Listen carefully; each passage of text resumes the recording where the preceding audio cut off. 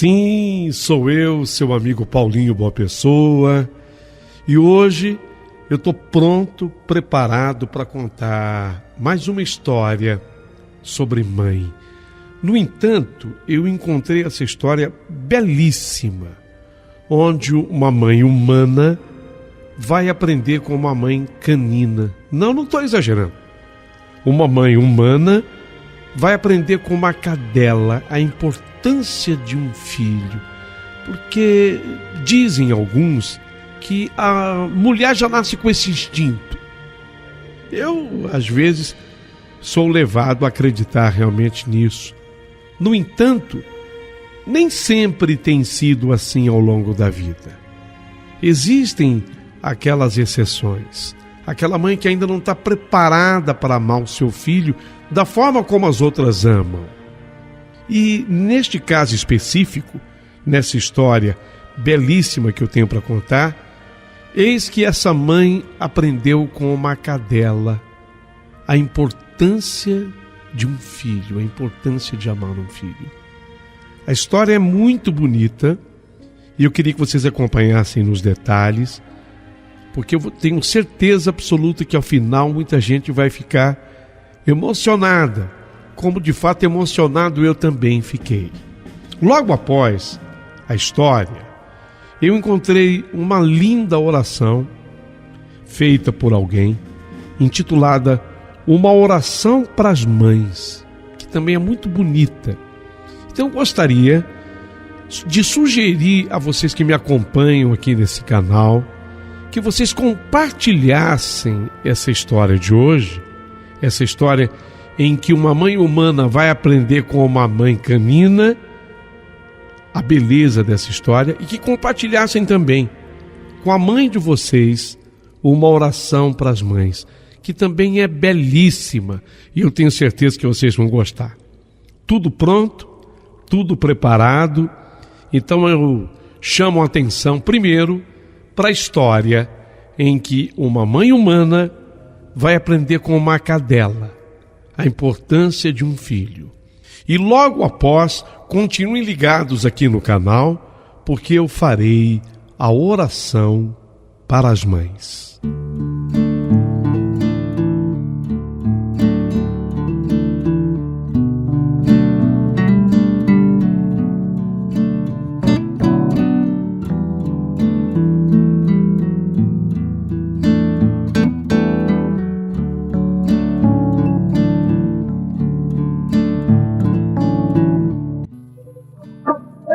Olha, foi num repente que pelo portão aberto da nossa casa ela adentrou. Porte médio, pelos amarelados, um cachorro, mas nem parecia um cachorro, mais parecia ser um amontoado de ossos articulados. Dava até para contar os ossinhos da costela, tamanha a sua magreza. Imensas cicatrizes pelo corpo, e estas eram denunciadas pela falta de pelos naquele local onde tinha cicatriz. Parece que ela fora atropelada para que portasse tamanhas escoriações.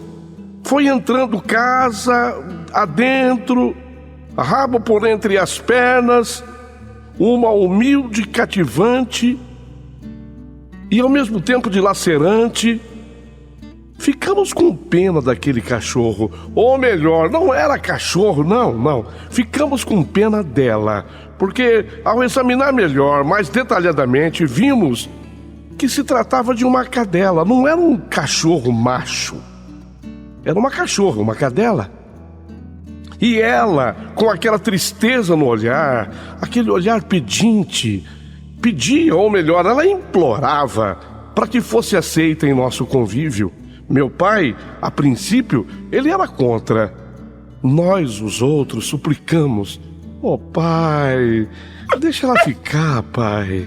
Deixa ela fazer parte aqui da nossa vida, da nossa família. Meu pai, não, mas eu não quero cachorro. Ainda mais esse aí que eu não sei de onde vem. De repente tá doente. Pai, a gente vai cuidar dela, pai. A gente vai cuidar. Meu pai foi cedendo e, para a alegria de todos, ele concordou com a adoção. E ele, que era contra cachorro em casa, logo se mostrou solícito. No dia seguinte já providenciou a construção de um pequeno canil coberto de telhas. No seu interior foi colocado um estrado de madeira para que ela não dormisse no piso frio, gelado. Também foram colocados vários colchonetes, papelões, cobertas e outros agasalhos próprios para os cães. Não sei porquê, mas nós começamos a chamar aquela cachorra de Tina. E Tina, a cachorra, aos poucos, ela foi tomando conta da nossa casa, das nossas vidas. A Tina era matreira, inteligente, desconfiou sempre que nós não gostávamos de cachorro, nem na cozinha e nem na sala de jantar. E ela prontamente evitava esses locais. Quando entrava em casa, ela na sala. Ela era esperta. Passaram-se os meses e uma melhora apresentável no seu estado físico se denunciou. Depois dela tomar algumas vacinas, vermífugos, vitaminas, ela renasceu. Ganhou quilos de peso, tornou-se mais lisa, as costelas que antes estavam à mostra haviam desaparecido. E ela tornou-se mais esperta, mais brincalhona, mas nunca perdeu, sabe, aquela humildade cativante. Nunca deixou de se portar como uma verdadeira dama, dona de uma personalidade marcante, mas ao mesmo tempo submissa e carinhosa. E o tempo foi passando e a Tina, a cadela, a cachorra, foi ficando mais fogosa, mais brincalhona. Todo mundo brincava com ela.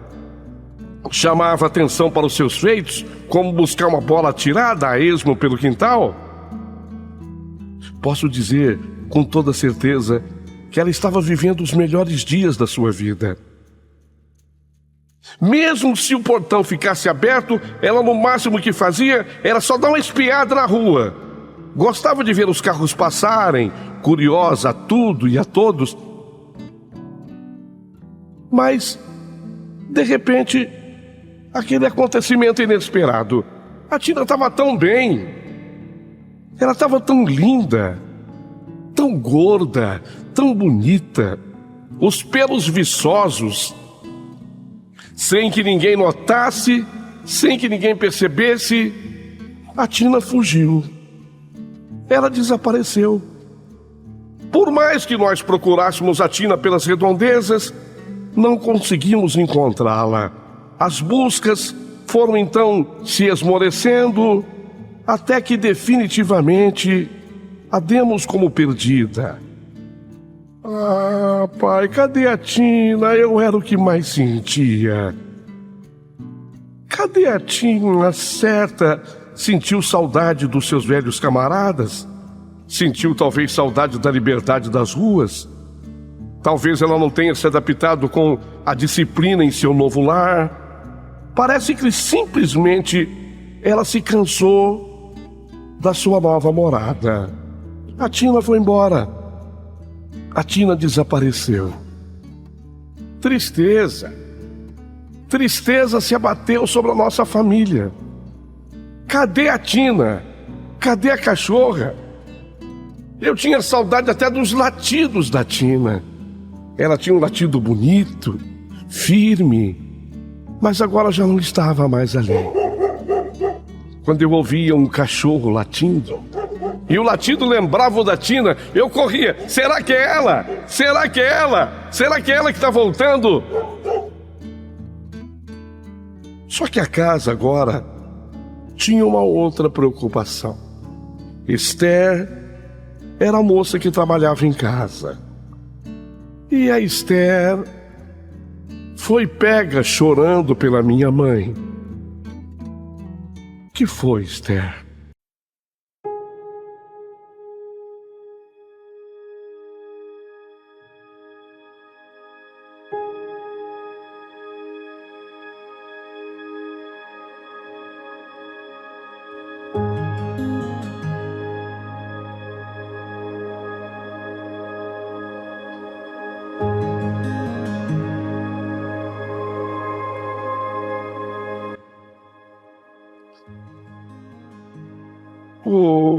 sei o que eu faço.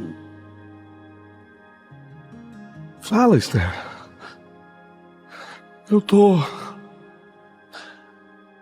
Eu vou me abrir com a senhora, eu tô grávida.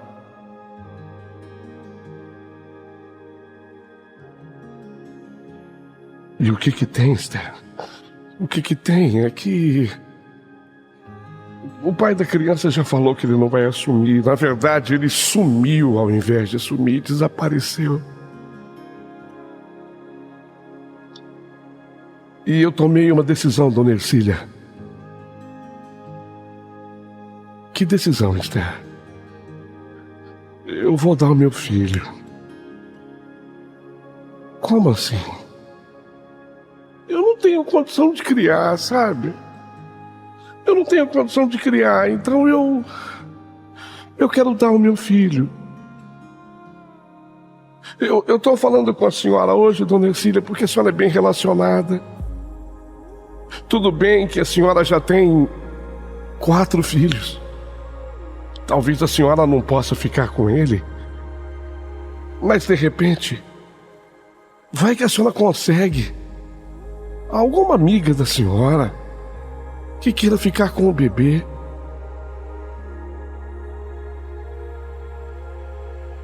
Esther, você já pensou direito? Olha, um filho, eu sei que dá trabalho, como você mesma dissera.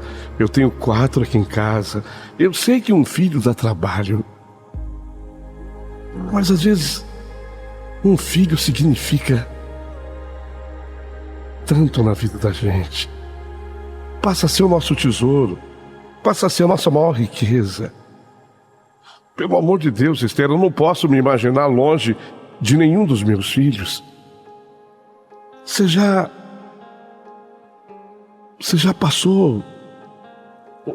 parou para pensar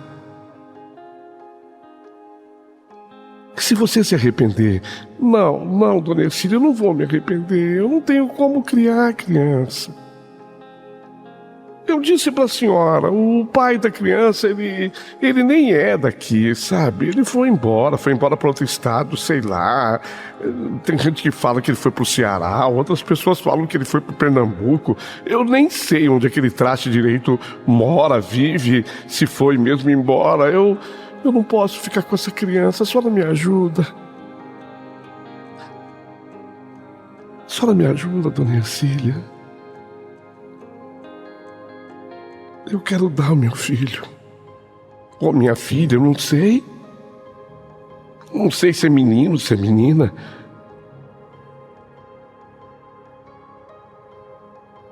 Esther, eu gostaria que você pensasse melhor. Já pensei. Se a senhora não for me ajudar, eu então vou atrás de outras pessoas. Calma, Esther, calma. Eu vou tentar te ajudar.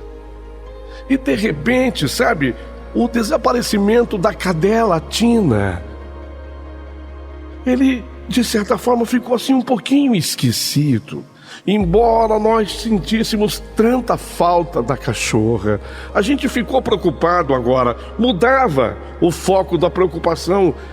A minha mãe contou, a Esther estava esperando o neném e havia decidido que ela daria o neném. Num primeiro momento, nós dissemos à minha mãe, por que não aqui em casa? Mas o meu pai, ele é uma pessoa muito metódica. E aí ele pediu à minha mãe que pesquisássemos. E aí eles começaram. Não era uma coisa para mim e nem para os meus irmãos. Era coisa dos meus pais. Eles começaram a ir atrás de pessoas que pudessem se interessar. E você sabe que nesse mundão de meu Deus tem sempre alguém que queira um bebezinho, que queira adotar um bebezinho, cuidar, criar um neném. E a minha mãe e meu pai conseguiram e trouxeram à nossa casa aquela senhora com o seu marido. vieram conversar com a Esther. E nesse dia, eu nunca vi a Esther tão feliz. Eu estou tão contente. Eu não sabia, sabe, o que fazer com essa criança. E agora que eu já sei que vocês querem, eu acho que eu vou curtir muito mais a gravidez. Eu vou curtir muito mais esse filho. Agora eu já sei. Obrigado, dona Esther. Seu Alípio é o nome do meu pai. Obrigado, seu Alípio. Obrigado, dona Esther. E ficou então acertado que assim que a criança da Esther nascesse, ela iria com aquela família. A Esther, que até então não sorria mais, voltou, sabe, a ter motivos para tal. Ficou feliz, porque ela de certa forma tinha um destino a dar à criança. E aí, isso mais ou menos resolvido, o tempo passando, a gravidez da Esther avançando, ela já chegava agora ao 8º mês de gravidez. De repente, eu escutei aquele latido. Aquele latido firme.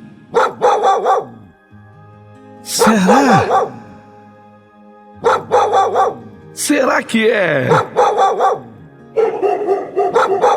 Meu Deus! É a Tina! É a cachorra Tina! Ela surge novamente no portão de casa. Ela mesma, em carne e osso, estava de volta. É a Tina! É a Tina! E eu comecei a chamar meus irmãos, eu comecei a chamar a família inteira, até a Esther, com aquele barrigão. A Esther veio também me ajudar a receber a Tina, a nossa querida Tina. Parece que ela passou de novo por dificuldade. Na certa, de novo, passou fome, Tina, passou fome. Havia emagrecido de novo. O seu pelo estava um tanto ou quanto amarrotado, sujo. Denotava que havia dormido ao relento. Ela sentiu saudade da nossa casa.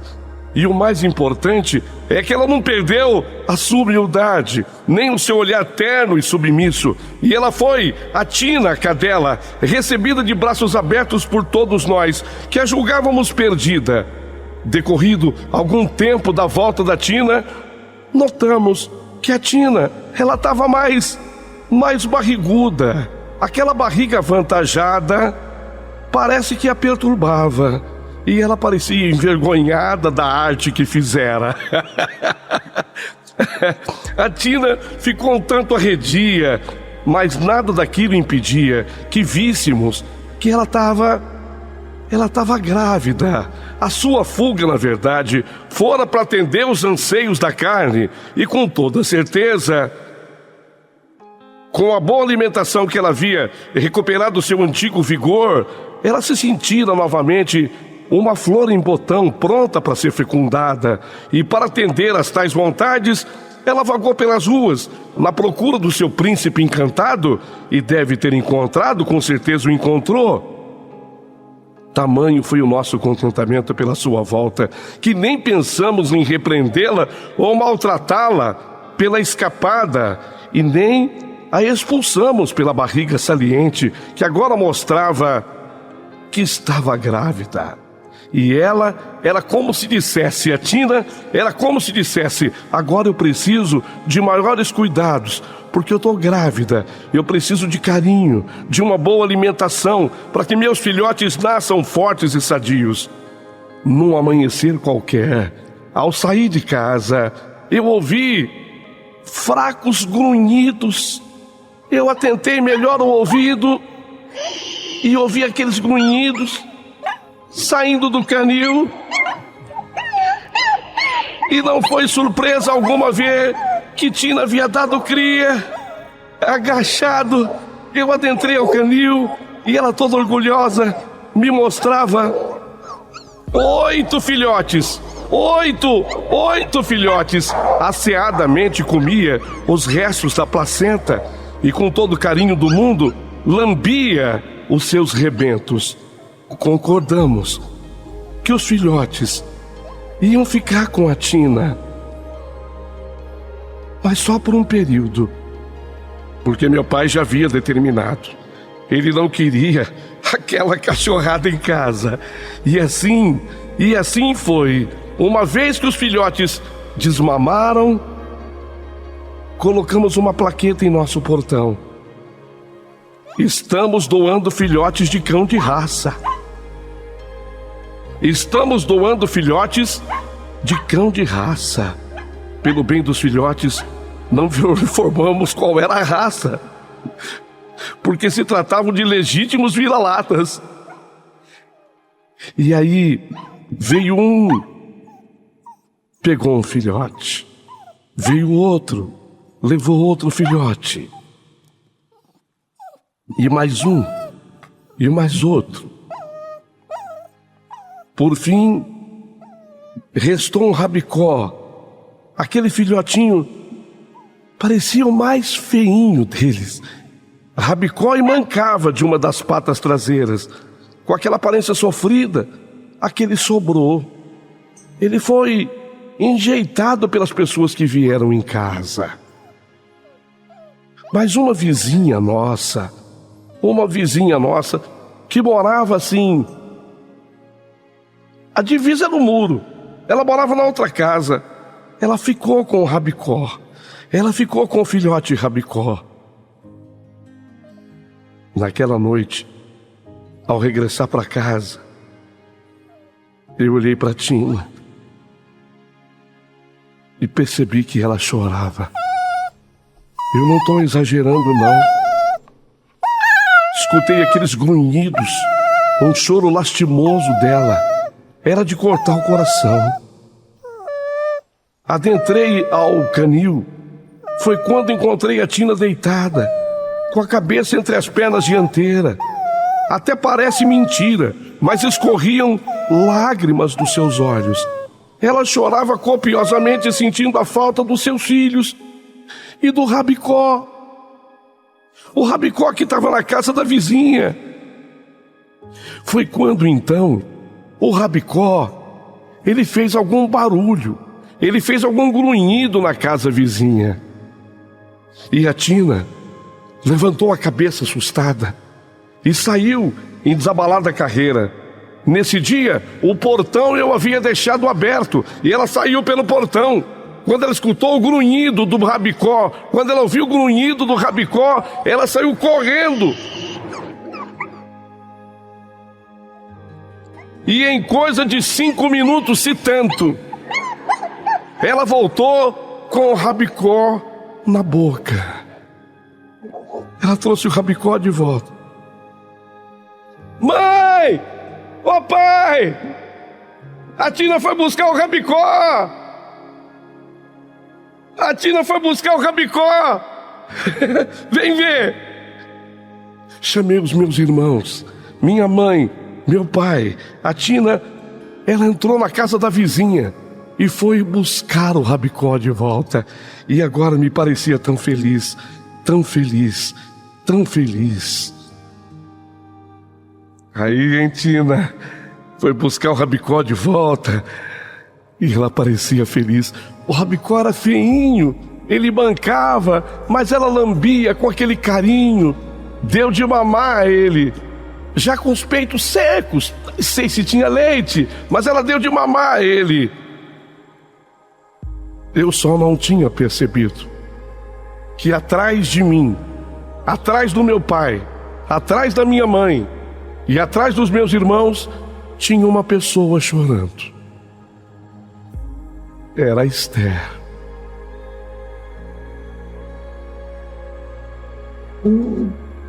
Que foi, Esther? Perguntou a minha mãe. Dona Ercília. Oh, Dona Ercília. Oh, Dona Ercília. Que foi, Esther?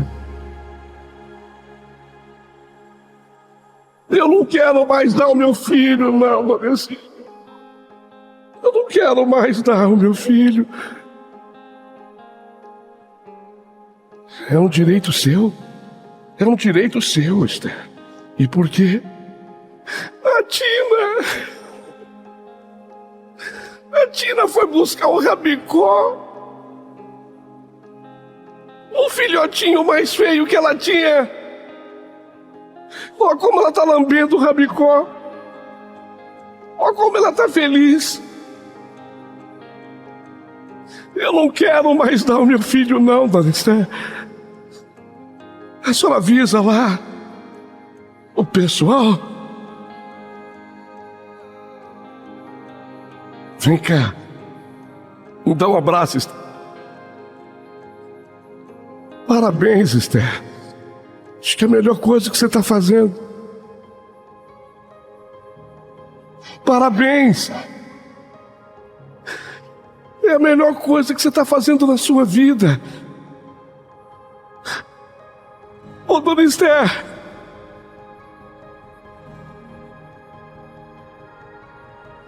Parabéns.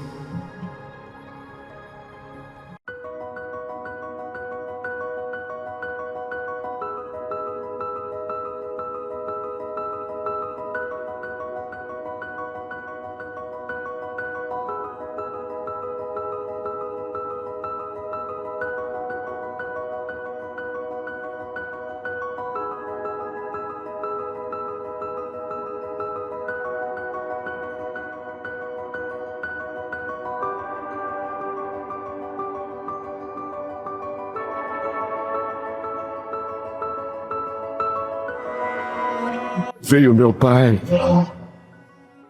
Parabéns, Esther.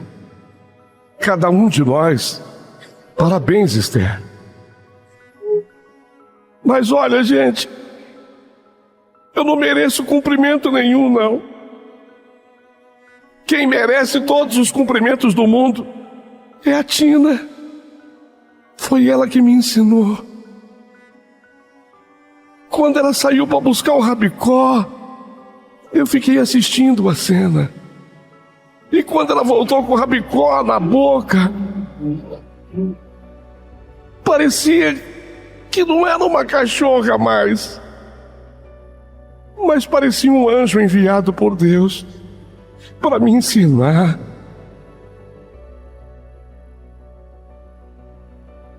O amor que uma mãe tem por um filho. Tina, muito obrigado, Tina. Muito obrigado.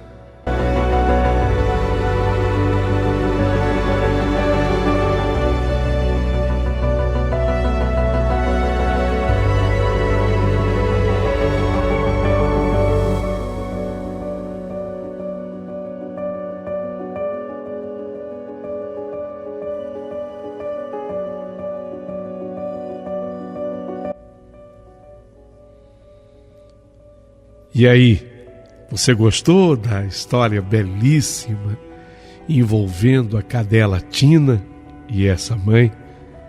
Fiquei emocionado. Eu disse para vocês que a história realmente é de fato muito bonita. Mas eu encontrei esse texto lindo, lindo, lindo, lindo que eu quero apresentar e que eu gostaria que vocês compartilhassem com a mãezinha de vocês. Chama-se Uma Oração para as Mães.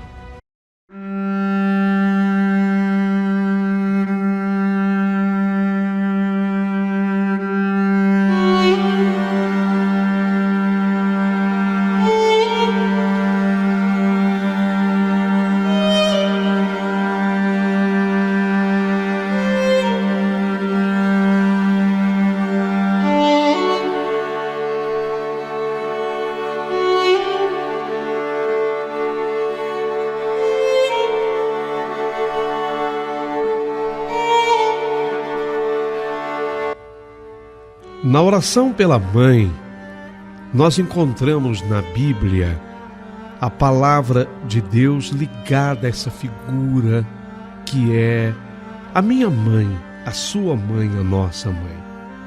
Como tudo na vida do cristão, teve por base a palavra de Deus o assunto relacionado a um tema que é tão cheio de amor. Uma mãe, a geradora da vida. É interessante destacarmos 3 aspectos atinentes às mães, e esses aspectos são baseados na Bíblia Sagrada. Quais sejam os aspectos? O dom de sê-lo, o amor por elas expressado e os direitos que as mães têm. E realmente, isso tudo se transforma numa oração à mamãe.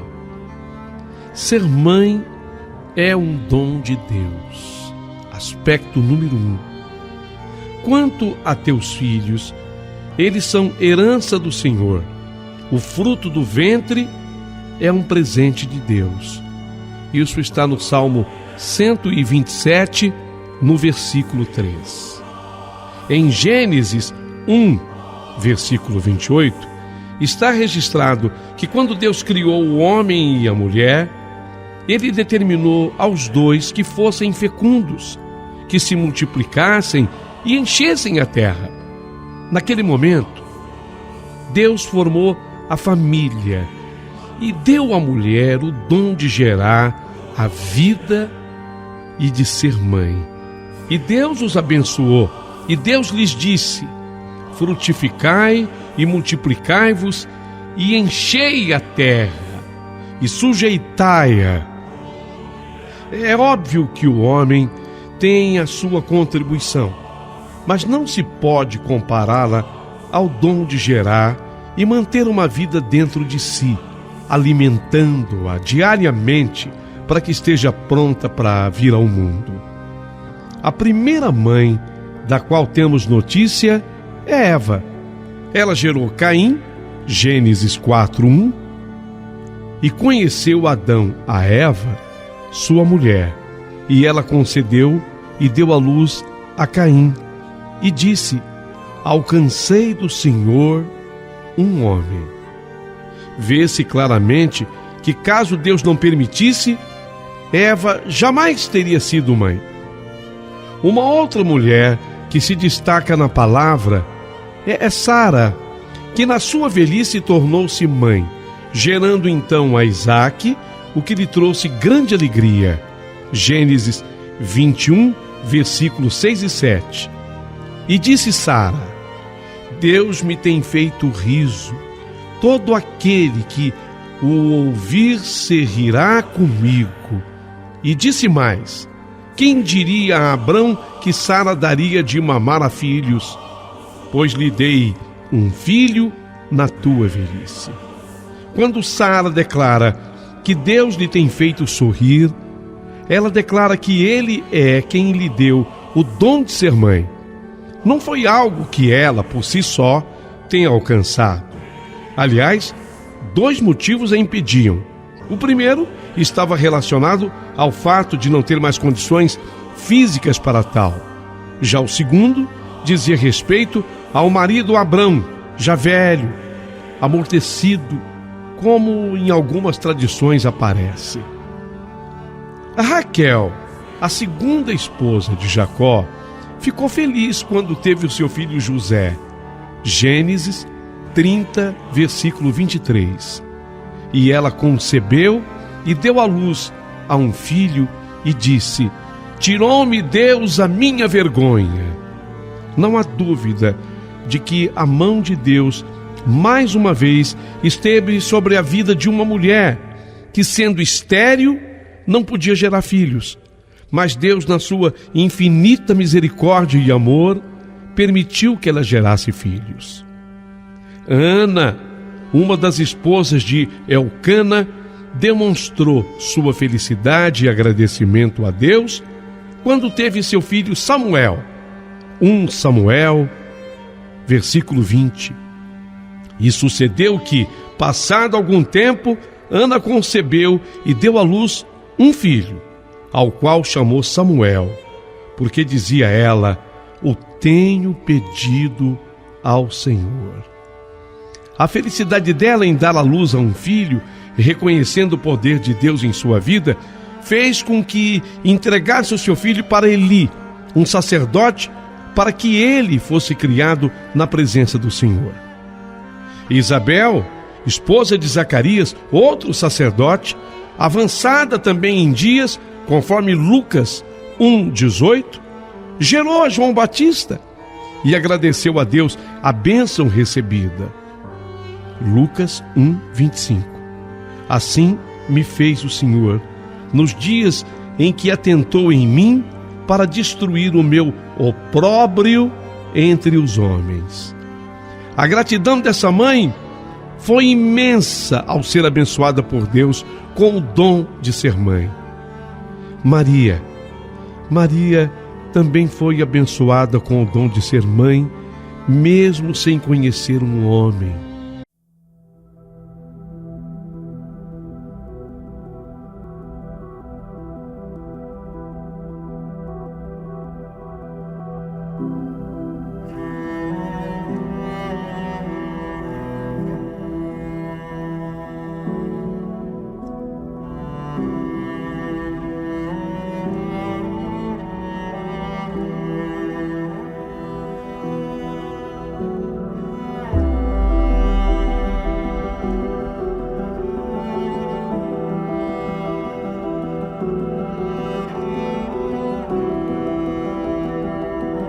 E foi mais abençoada ainda pelo fato de ter gerado Jesus Cristo.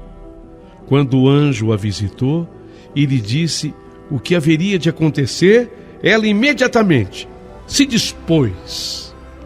Está em Lucas 1, versículo 38. Disse então Maria: eis aqui a serva do Senhor. Cumpra-se em mim segundo a tua palavra. E o anjo ausentou-se dela. O fato de Maria não ter tido contato sexual com nenhum homem não deixa dúvida de que Deus é quem dá às mulheres o dom de serem mães. Olha que bonito isso, que lindo isso. Mãe não depende de cor, pode ser branca, morena, negra, parda, loira, ruiva.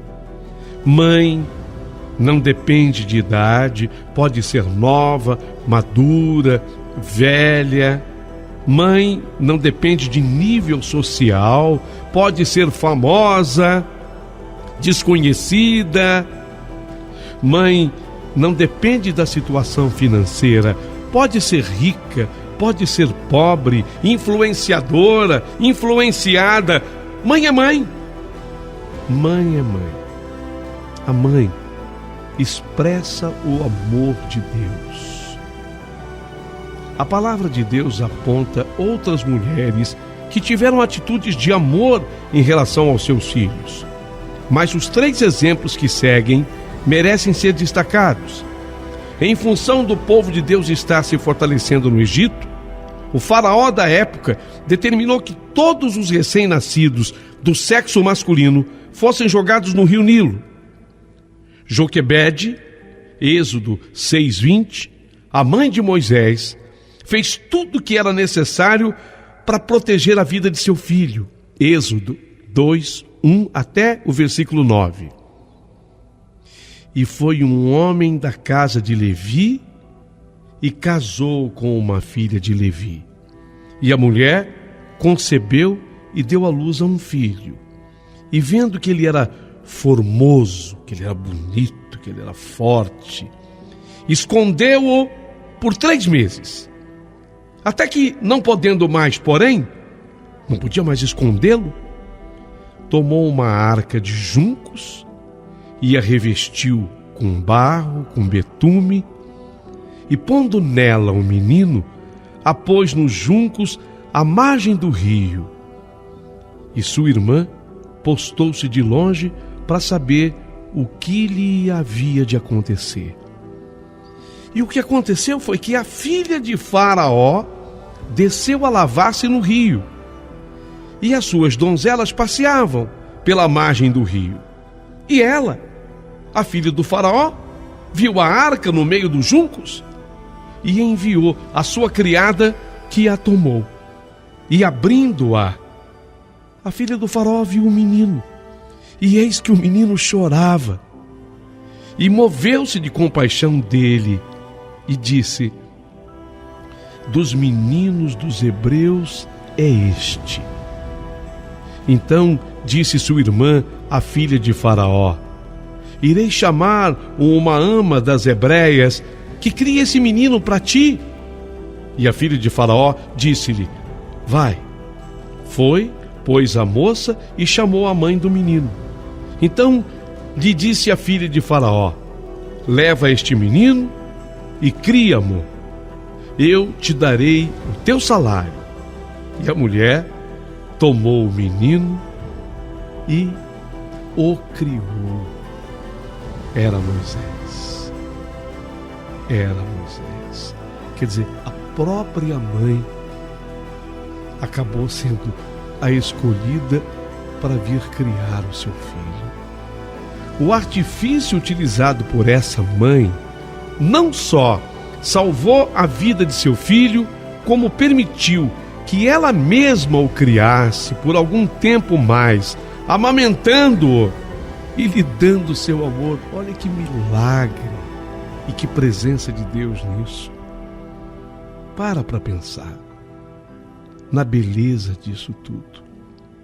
Outra mulher que merece destaque é Rispa, uma das mulheres de Saul, com quem ele tinha tido 2 filhos. Em razão de uma maldição, Davi entregou esses filhos para serem mortos pelos gibeonitas. Após serem enforcados, os corpos foram deixados ao ar livre. Na tentativa de protegê-los, mesmo depois de mortos, ela se colocou ao lado deles e espantava os animais que queriam comer os seus restos mortais. 2 Samuel 21, versículos 8 a 14. Estudos demonstram que essa mãe esteve junto dos corpos por aproximadamente 6 meses. 6 meses. Mas tomou o rei os 2 filhos de Rispa, filha de Aiá, que tinha tido de Saul, a Armoni e a Mefibosete, como também os 5 filhos da irmã de Mical, filha de Saul, que tivera de Adriel, filho de Barzilai, e os entregou na mão dos gibeonitas, os quais enforcaram no monte perante o Senhor. E caíram estes 7 juntamente, e foram mortos nos dias da cega, nos dias primeiros, no princípio da cega das cevadas. Então Rispa, a filha de Aiá, tomou um pano de cilício e estendeu-lhe sobre uma penha, desde o princípio da cega até que a água do céu caiu sobre eles. Mas ela não deixou que aves do céu pousassem sobre os corpos de seus filhos durante o dia, e nem os animais do campo viessem comê-los durante a noite. Que proteção! Só o amor de mãe é que explica. Alguém poderia dizer: mas já estavam mortos. Mas para ela, ainda eram seus filhos.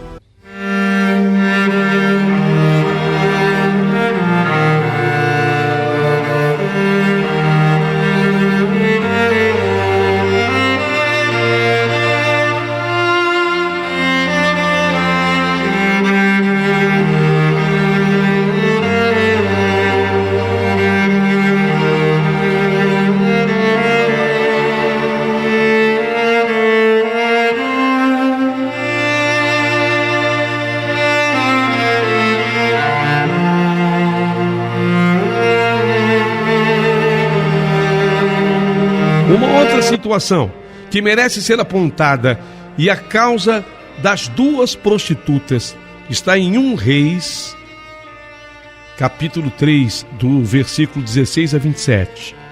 que vieram até a presença do rei Salomão, a fim de resolver um problema, até então sem solução. Então vieram 2 mulheres, prostitutas ao rei, e se puseram perante ele. E disse-lhe uma das mulheres: Ah, Senhor, ah, meu senhor, eu e esta mulher moramos numa casa, e tive um filho, estando com ela naquela casa.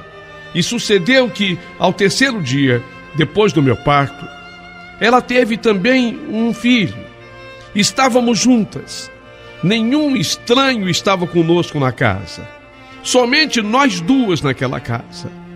E de noite morreu o filho desta mulher, porquanto se deitara sobre ele.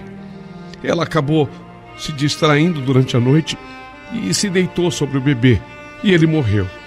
E ela levantou-se à meia-noite, e aí tirou meu filho do meu lado, enquanto ele dormia comigo, e o deitou no seu seio. E ao seu filho morto, ela deitou no meu seio. E levantando-me eu pela manhã, para dar de mamar a meu filho, eis que o meu filho estava morto. Mas preste atenção, meu senhor. Atentando pela manhã para ele, eis que eu percebi, eu dei uma olhada, eu conferi o narizinho, os olhos, a boquinha. Não, esse não é o meu filho. Não é o meu filho que estava morto. Então eu falei para essa outra mulher: Não, está errado. O filho que está vivo é o meu filho. O teu filho é esse que está morto. Porém esta me falou: Não, por certo, o morto é teu filho, e meu filho é o vivo. E assim nós estamos nessa luta, nessa briga, nessa pendência. Foi quando o rei, vendo aquela confusão, ele queria entender quem estava com a razão. O rei Salomão disse: Mas então, qual de vocês 2 está com a razão? Aquela mulher então falou: Esse que vive é meu filho, rei. Viu, rei Salomão? O filho dela é o que está morto. E a outra diz: Não, por certo, o morto é o teu filho, e meu filho é o que está vivo. Rei Salomão, que havia pedido, ao invés de riqueza, sabedoria, a Deus, realmente ele era muito sábio. Então ele ordenou aos seus comandados: Por favor, tragam-me uma espada. E trouxeram uma espada diante do rei Salomão. E disse o rei: Divide então essa criança em 2 partes, o menino vivo. E aí você vai dar metade do menino vivo para uma mulher, e a outra metade para outra mulher. Mas a mulher, cujo filho era vivo, falou ao rei, e falou com sentimento, porque as suas entranhas se lhe enterneceram por seu filho, porque o amor de mãe falou mais alto. O amor de mãe gritou dentro dela. Então ela respondeu ao rei Salomão: Senhor rei, Senhor Salomão, então por favor não faça isso. Dai então o menino vivo. Dai o menino vivo para ela.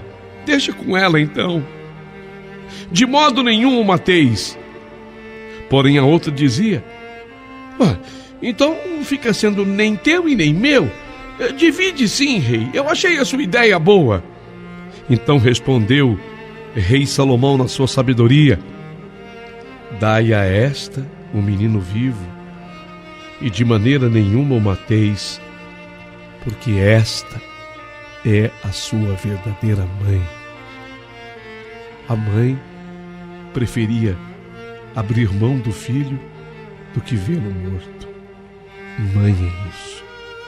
O amor de mãe é isso. É importante demonstrar que o fato de uma das mulheres não ser a mãe da criança impediu que ela tivesse qualquer atitude de amor pela criança. ao contrário da outra mulher, que por ser a mãe de verdade, preferiu que o filho fosse salvo, mesmo que com ela não ficasse.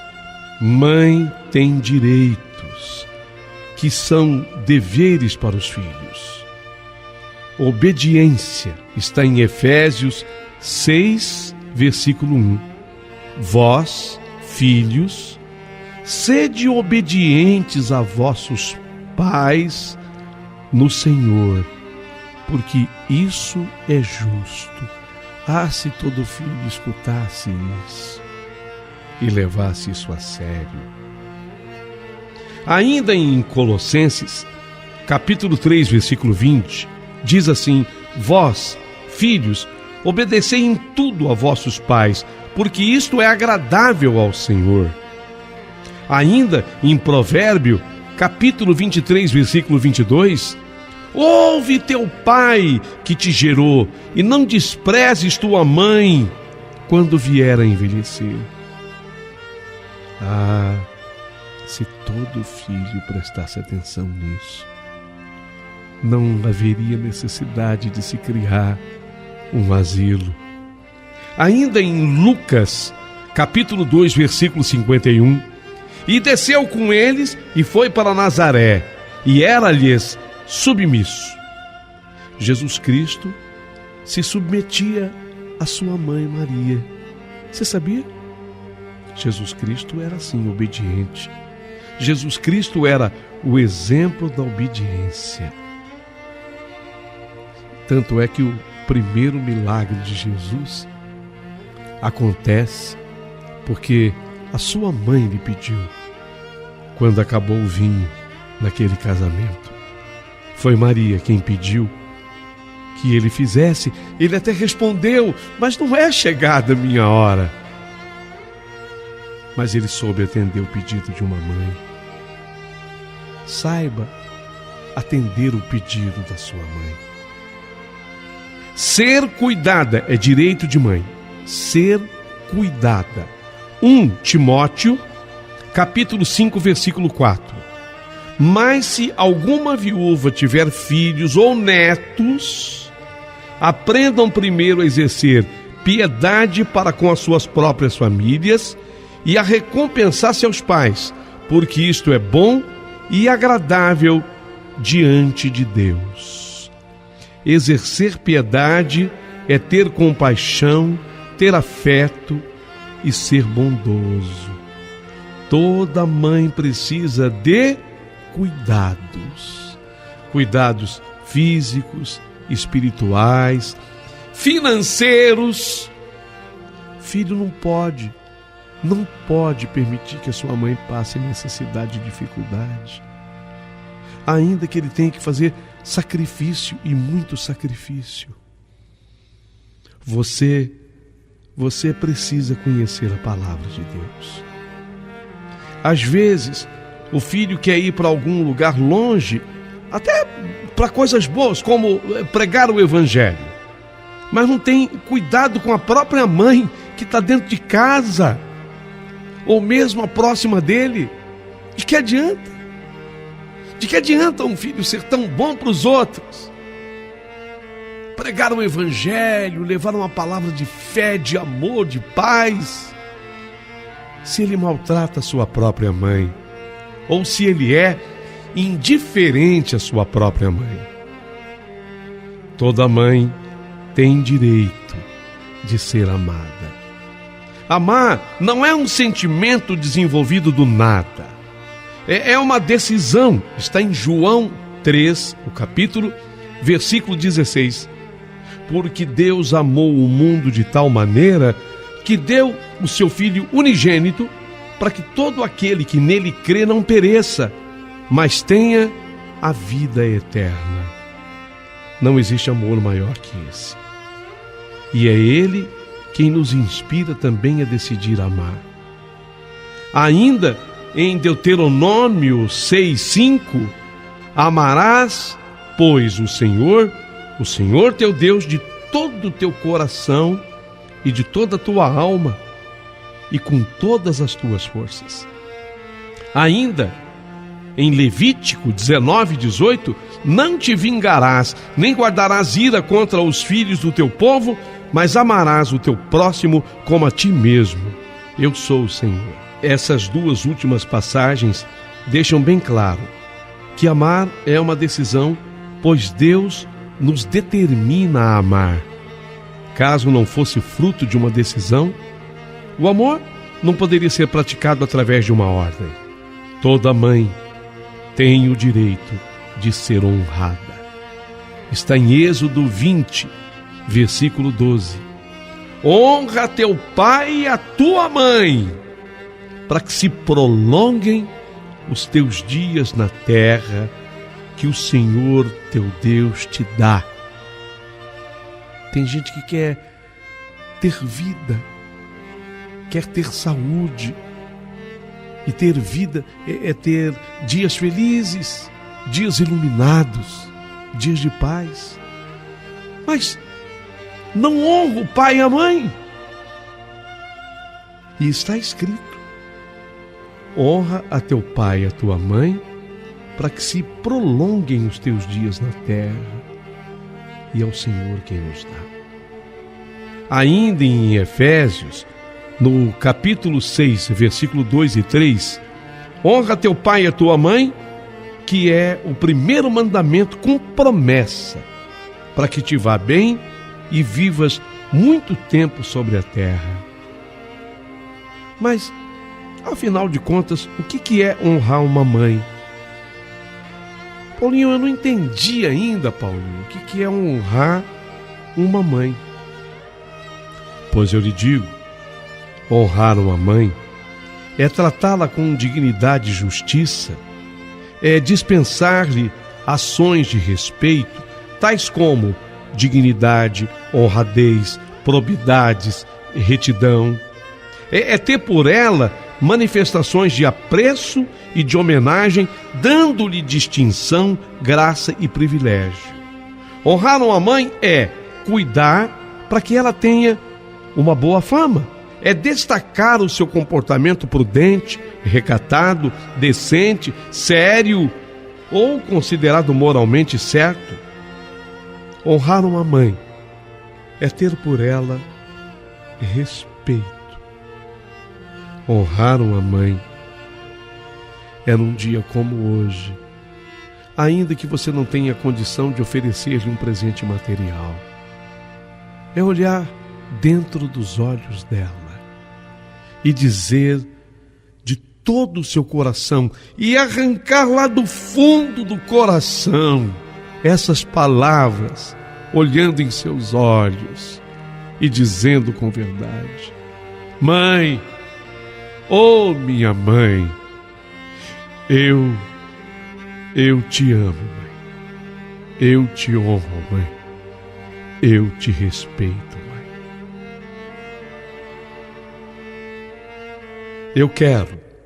Eu quero sim os seus comentários a partir de agora, aqui nesse canal. Love of God.